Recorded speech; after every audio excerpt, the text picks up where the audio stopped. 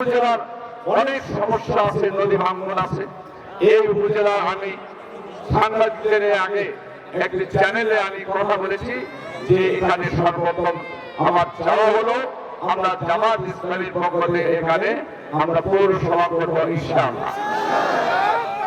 যেহেতু পৌরসভা আছে, সাহায্যপুরে পৌরসভা নেই, এই জন্য আমার আশা আকাঙ্ক্ষা হলো এখানে পৌরসভা করা হবে ইনশাআল্লাহ। কি বলেন আপনারা?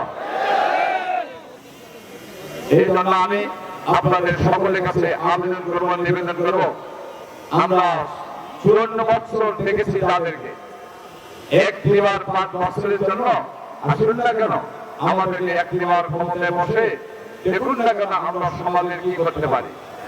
আমরা ন্যায় ইনসাফপূর্ণ মানবিক সরকার গঠন করতে চাই।